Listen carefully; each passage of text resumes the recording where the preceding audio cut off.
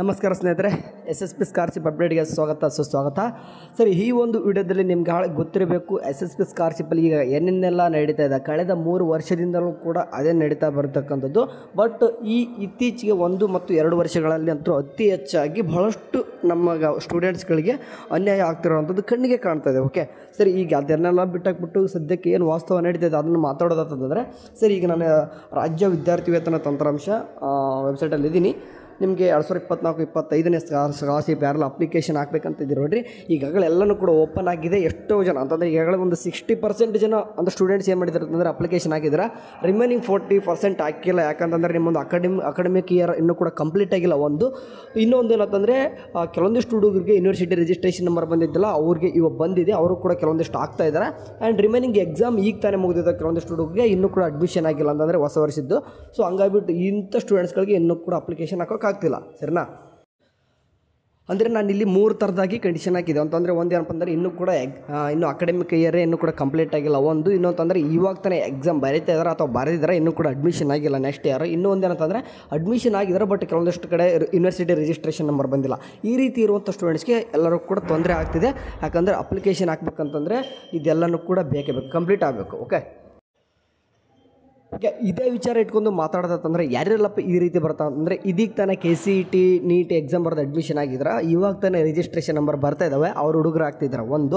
ಇನ್ನೊಂದಂದರೆ ಇವಾಗ ಸದ್ಯಕ್ಕೆ ಎಕ್ಸಾಮ್ ನಡೀತಾ ಇದೆ ನೋಡಿರಿ. ಲೈಕ್ ಎಕ್ಸಾಂಪಲ್ ಈಗ MBBS ಎಕ್ಸಾಮ್ ನಡೀತಿದ್ದಾವೆ, ನರ್ಸಿಂಗ್ ಎಕ್ಸಾಮ್ ನಡೀತಿದ್ದಾವೆ, ಎಲ್ಲನೂ ಕೂಡ ಬೇರೆ ಬೇರೆ ಕೂಡ ನಡೀತಾ ಇದ್ದಾವೆ. ಅವ್ರದ್ದು ಎಕ್ಸಾಮ್ ನಡೀತಿದ್ದಾವೆ, ಒಬ್ಬೊಬ್ರದ್ದು ಎಕ್ಸಾಮು ಕೂಡ ಮುಗಿದಿದೆ. ಅವರೆಲ್ಲರೂ ಕೂಡ ಇನ್ನೂ ಕೂಡ ನೆಕ್ಸ್ಟ್ ಇಯರ್ ಅಡ್ಮಿಷನ್ ಆಗಬೇಕು. ಅವಾಗ ಅಪ್ಲಿಕೇಶನ್ ಹಾಕೋಕ್ಕೆ ಬರುತ್ತೆ. ಅಂದರೆ 2024-25 ಸರಿ, 2024-25 ಮಾತಾಡ್ತಾ ಇದ್ದಾರೆ. ಹಾಗಲೇ ಯಾಕೆ ಅಂತಂತಂದರೆ 2023-24 ಹಣ ಬಂದಿಲ್ಲ ಎಷ್ಟೋ ಒಂದು ಸ್ಟೂಡೆಂಟ್ಸ್ಗೆ. ಅಂದರೆ ಅರ್ಧಕ್ಕಿಂತಲೂ ಹೆಚ್ಚು ಎಷ್ಟೋ 2023-24 ಅಂದರೆ 2023-24ನೇ ಸಾಲಿನ ಯಾವುದೇ ರೀತಿಯ ಸ್ಕಾಲರ್ಶಿಪ್ ಎಷ್ಟೋ ಹುಡುಗರಿಗೆ ಬಂದಿಲ್ಲ.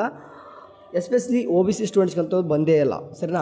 ಸರಿ, ಅದನ್ನೆಲ್ಲನೂ ಕೂಡ ಪಕ್ಕಕ್ಕೆ ಇಡೋಣ. ಯಾಕಂದರೆ ರಾಜ್ಯ ಸರ್ಕಾರ ಮಾಡಿರ್ತಕ್ಕಂಥದ್ದು ಮೋಸನೇ ಅಂಥದ್ದು ಸ್ಟೂಡೆಂಟ್ಸ್ಗೆ ಬಂದಿಲ್ಲ. ಈ ವರ್ಷ 2023-24 ಬಂದಿಲ್ಲ. ಅಟ್ಲೀಸ್ಟ್ ಅಲ್ಲಿ ಏನಾದರೂ ನಿಮಗೆ ಸ್ಟೇಟಸಲ್ಲಾದರೂ ಕೂಡ ಅಟ್ಲೀಸ್ಟ್ ಏನಾದರೂ ಒಂದು ಅಂಕಿ ಸಂಖ್ಯೆಗಳಲ್ಲಿ ಇಷ್ಟು ದುಡ್ಡು ಅಂತ ಮೆನ್ಷನ್ ಆದರೂ ಮಾಡಬೇಕಿತ್ತು. ಅದನ್ನು ಕೂಡ ಬಂದಿಲ್ಲ. ಅಂತಂದರೆ 2023-24 ಬರಲ್ಲ, ಕೈ ಬಿಟ್ಟಾಕ್ಬಿಡಿ. ಓಕೆ, ಬಟ್ ಕೆಲವೊಂದಿಷ್ಟು ಹುಡುಗರು ಏನಾಗಿದೆ ಅಂತಂದರೆ 2022-23 ಕೂಡ ಬಂದಿದೆ, ಇವಾಗ ಬರ್ತಿದೆ ಒಂದೊಂದು. ಬಟ್ 2023-24 ಯಾರಿಗೆಲ್ಲ ಮೆನ್ಷನ್ ಮಾಡಿತ್ತು ಅಂತಂದರೆ ಇಷ್ಟು ಅಮೌಂಟ್ ಅಂತ ಏನೇನೆಲ್ಲ ಮೆನ್ಷನ್ ಮಾಡಿತ್ತು ಅದನ್ನಷ್ಟೇ ಬರ್ತವೆ. ಅದು ಉಳಿದಿದ್ದ ರಿಮೈನಿಂಗ್ ಯಾವುದು ಬರಲ್ಲ. ಸರಿ, 2024-25 ಬಿಟ್ಟುಬಿಟ್ಟಿದ್ದಾರೆ. ಈಗಾಗಲೇ ಲಾಸ್ಟ್ ಡೇಟು ಕೂಡ ಮುಗಿದುಬಿಟ್ಟಿತ್ತು. ಇವಾಗ ಮೊನ್ನೆ MBBS ಅವರು ಕೂಡ ಎಲ್ಲನೂ ಕೂಡ ಸ್ವಲ್ಪ ಹೋರಾಟ ಮಾಡಿ, ಅಂದರೆ MBBS ಮತ್ತು ಆಯುಷ್ ಎಲ್ಲನೂ ಕೂಡ ಸ್ವಲ್ಪ ಹೋರಾಟ ಮಾಡಿದ್ದಕ್ಕೆ 1 ತಿಂಗಳು ಎಕ್ಸ್ಟೆಂಡ್ ಆಗುತ್ತೆ ಅಂದ್ಕೊಂಡಿದ್ದೆ. ಅಂತಂದರೆ ಮೇ ಬಿ ಇದು ಡಿಸೆಂಬರ್ ಎಂಡಿವರೆಗೂ ನಡೀತೆ ಅಥವಾ ಜನವರಿ 15ರವರೆಗೂ ಕೂಡ ಆಗ್ಬೋದು ಅಂದ್ಕೊಂಡೆ.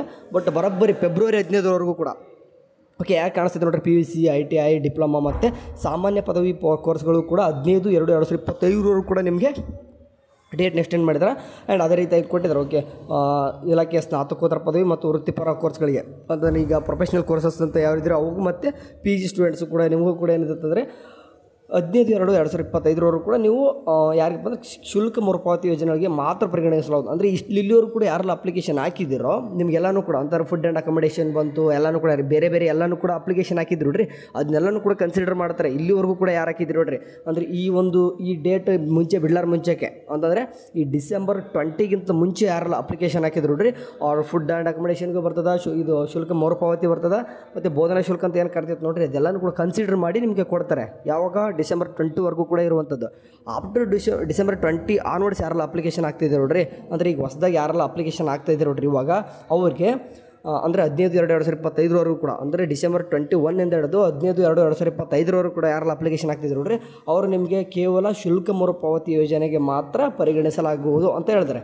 ಅಂದರೆ ಮೇ ಬಿ ಹಂಗೆ ನಮ್ಮ ಸರ್ಕಾರ ಏನು ಮಾಡ್ತೀವಿ, ಸ್ವಲ್ಪ ಅವರು ಎಕ್ಸಾಮ್ ಬೇರೆ ಮತ್ತು ಲೇಟ್ ಆಗುತ್ತೆ. ಎಕ್ಸಾಮ್ ಮುಗಿಲಾರ್ದೆ ಅಡ್ಮಿಷನ್ ಆಗದೆ ಯಾವುದೇ ರೀತಿ ಸ್ಕಾಲರ್ಶಿಪ್ ಅಂತೂ ಹಾಕಕ್ಕೆ ಬರಲ್ಲ.